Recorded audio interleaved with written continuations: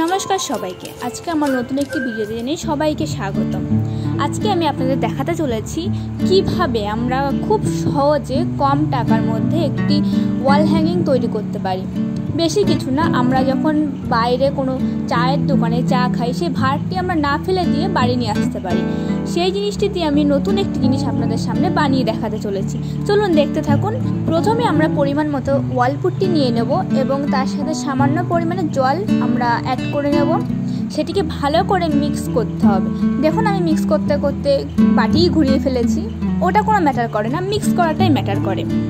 তারপর যত পুরনো রং আছে আপনার যদি নাও থাকে, আপনি একটা গ্লাসের মধ্যে হালকা জল নিয়ে ওটাকে মিক্স করে ওই পাত্রের মধ্যে দিয়ে কাঠি দিয়ে ভালো করে নাড়িয়ে এরকম একটি পাত্রের মধ্যে, গোল পাত্র হোক চৌকো পাত্র হোক, আপনারা দিয়ে সেটিকে সেট করতে দেবেন কিছু সময়ের জন্য। বেশি সময় দরকার নেই, কিছু সময়। তারপরে যে ভাঁড়ের কথাটা আপনি বললাম ফার্স্টেই, সেই ভাঁড়টি নিয়ে সেট করে নেবো এক সাইডে।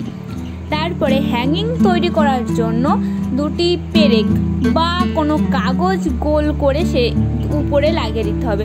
যদিও আমি ফার্স্টে পেরেক দিয়ে করছিলাম, আমার হয়নি, আমি যদিও ঠিকঠাকভাবে পারছিলাম না, পরে আমি কাগজ দিয়ে তৈরি করেছি।